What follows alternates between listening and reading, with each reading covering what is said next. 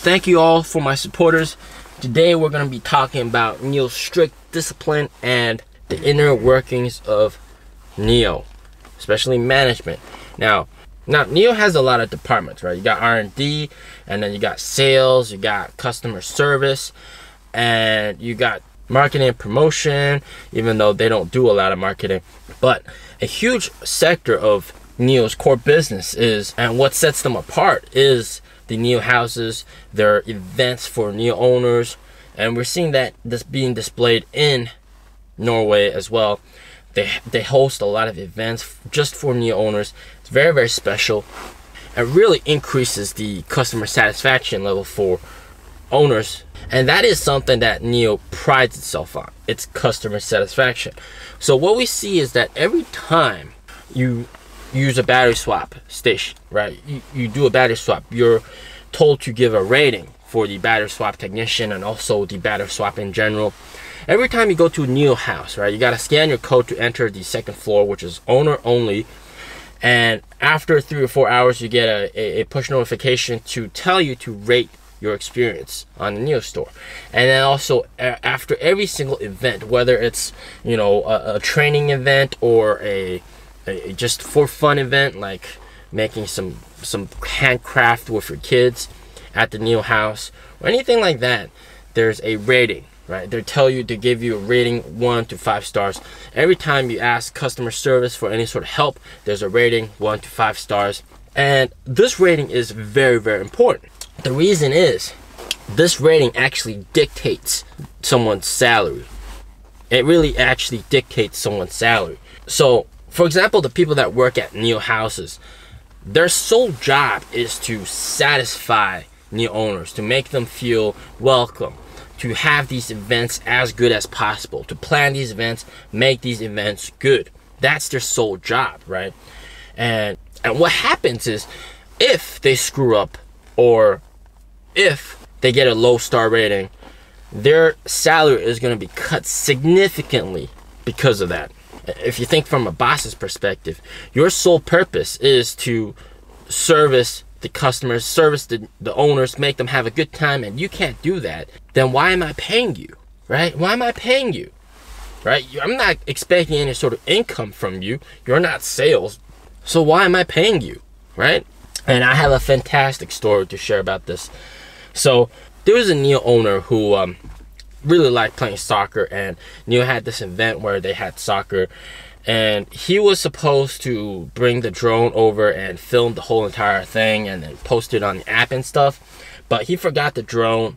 And even though he had a great time, he was really unhappy that he forgot the drone. So what he did was he accidentally clicked 2 stars. Well, he was just pissed, right? Oh man, I couldn't record everything.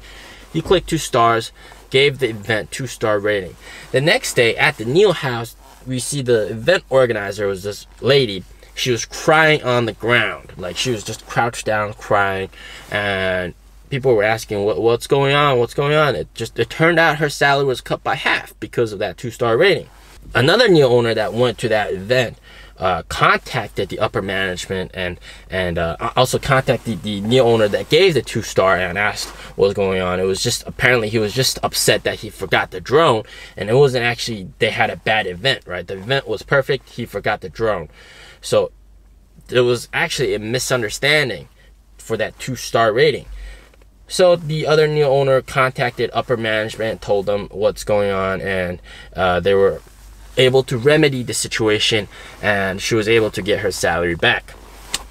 But this comes to show that NIO really stresses the importance of customer satisfaction, man.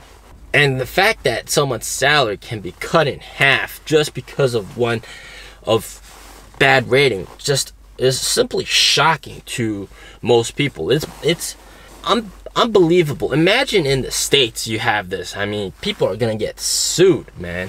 But on the flip side, it is a very efficient way to make sure that everything is perfect. It is very good way to make sure that no one slacks off, right? And if you want to be the best car company, best service, you can't slack off. You gotta make sure you're paying attention. You gotta make sure that you're doing everything good, you're doing everything right, people are satisfied. So a lot of NIO employees do live on this rating system, and their salaries can vary greatly because of the ratings. This, of course, is good or bad. This is, of course, good if you think about it logically. We all want the best for everyone, right? You offer the best service, the best events. Of course, you're going to get the best rating. You'll get the highest salary. And this does reflect that NIO is trying to become the perfect company, the NIO of the world. And this is why in my conversation with NIO's general manager in Beijing, he said, we're not trying to beat Tesla. We're trying to be the NIO of the world, right? Do you see Apple trying to beat Microsoft? No. You're trying to be the Apple of the world. And this is what NIO is going to become. NIO is going to become the NIO of the world, right? There's not going to be anything like NIO, man. Once NIO reaches the States and across the world, man, I can easily see this being a $1 trillion company, even more than $1 trillion company, man. Once they expand to South America, all these countries, man. Once again, thank you guys. Stay tuned for the next video.